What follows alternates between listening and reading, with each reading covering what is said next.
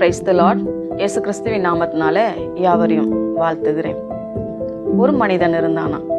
அந்த மனிதன் இரவு நேரத்தில் வழி பிரயாணம் போய் கொண்டு இருந்தானாம். போகும் பொழுது அவன் போகிற பாதையெல்லாம் மிகவும் இருளாய் இருந்தது.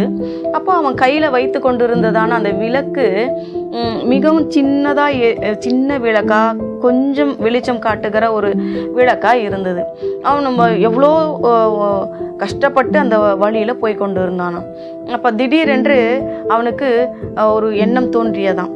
என்ன இது, நம்ம நடக்கிறோம், நம்மளை சுற்றி மட்டும்தான் இருக்குது வெளிச்சம், எதிரில் என்ன இருக்குன்னு எதுவுமே நமக்கு தெரியலையே அப்படி சொல்லி மனசு ரொம்ப நொந்து போய் வானத்தை அண்ணாந்து பார்த்து, ஆண்டவரே என்னப்பா இது, நான் இவ்வளோ ஏழையாக இருக்கிறேனே, என்கிட்ட இவ்வளோ சின்ன விளக்கு இருக்குது, இதை வச்சு என்னால் எதுவுமே பண்ண முடியலையே, நான் மட்டும்தான் இந்த விளக்கில் போக முடியுது அப்படின்னு சொல்லிட்டு புலம்ப ஆரம்பிச்சானாம்.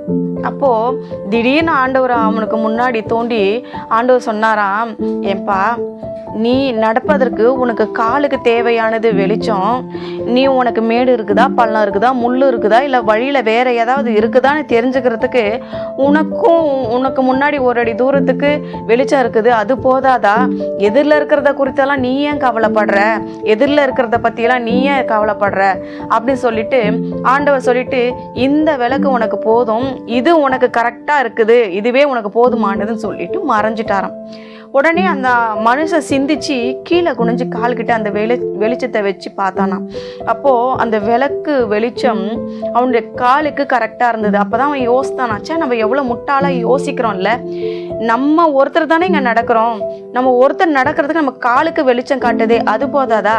நம்ம ஏன் எதிரில் தூரத்தில் இருக்கிறத எல்லாத்தையுமே நம்ம பார்க்கணுன்னு ஆசைப்படுறோம் அப்படின்னு சொல்லி அவன் தன்னைத்தானே கடிந்து கொண்டு நடக்க ஆரம்பித்தானான். இன்னைக்கு பாருங்க, நம்ம கூட நம்மளுடைய வாழ்க்கையில என்ன தெரியுமா செய்யறோம்? இன்றைக்கு என்ன இருக்கிறதோ அதை வைத்து திருப்தி படாமல், நாளைக்கு வேணும், நாளைக்கு நான் என்ன செய்வேன், நாளைக்கு நான் என்ன செய்வேன், நான் எனக்கு வீடு இல்லையே நான் என்ன செய்வேன், எனக்கு உடை இல்லையே நான் என்ன செய்வேன், எனக்கு நாளைக்கு இந்த சாப்பாடு கிடைக்குமா அப்படின்னு சொல்லி நம்ம என்ன பண்றோம்? ஆதங்கப்பட்டு நாளைய தினத்தை குறித்து தான் கவலைப்படுறோம். பாருங்க, உங்களுக்கு ஒரு வசனம் வாசிக்கிறேன். மத்தேயு 6ஆம் அதிகாரம் 34வது வசனத்தில் இப்படியா சொல்லப்பட்டிருக்கிறது, நாளைக்காக கவலைப்படாதிருங்கள், நாளைய தினம் தன்னுடையவர்களுக்காக கவலைப்படும், அந்தந்த நாளுக்கு அதின் பாடு போதும். இது எவ்வளவு அழகா அந்த வார்த்தையை அப்படியே எடுத்து உரைக்கிறது பார்த்தீங்களா? நம்ம என்ன நினைக்கிறோம், எனக்கு நாளைக்கு குறித்து கவலைப்படுறோம். ஒன்று தெரிஞ்சுக்கோங்க, இப்போ காட்டு புஷ்பங்களை எடுத்து ஆண்டவர் நமக்கு ஒரு கதையை சொன்னார். காட்டு புஷ்பங்களை பாருங்க, அது எங்கேயாவது உழைக்குதா, எங்கேயாவது வயல்ல விதைக்குதா, எங்கேயாவது களஞ்சியத்துல சேர்த்து வைக்குதா? இல்ல பறவைகளை பாருங்க, அன்னன்னைக்கு போய் எந்தெந்த மரத்துல அவங்களுக்கு என்னென்ன கிடைச்சதோ அன்னைக்கு அதை சாப்பிட்டுட்டு அழகா பறந்து வந்து எவ்வளவு தூரம் வந்தாலும் அவங்க கூட்டுல அடங்கிக்கிறாங்க. திரும்ப அடுத்த நாள் போய் அவங்களுக்கான மேய்ச்சலை கண்டடைகிறாங்க.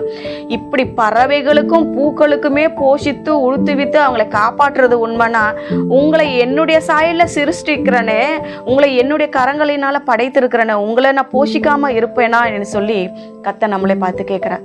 தேவ பிள்ளையே, இன்று இரவு நீ போய் படுத்தால் நாளைய தினத்தை காண்பா என்ற நம்பிக்கை உனக்கு இருக்கிறதா? இந்த இரவு, இன்றைக்கு இருக்கிற இந்த நாளும் இந்த இரவும் மட்டும்தான், இப்போ இருக்கிறது மட்டும்தான் நிஜம்.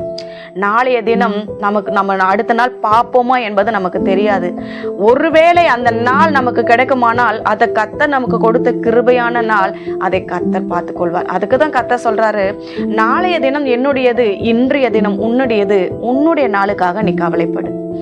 எனவே இந்த சிந்தனையான வார்த்தைகளை சிந்தித்து நம்ம வாழ்க்கையில செயல்படும் பொழுது நாளை தினத்தை குறித்தோ மற்ற காரியங்களை குறித்து கவலைப்படாமல் இருப்போம். செபிக்கலாமா?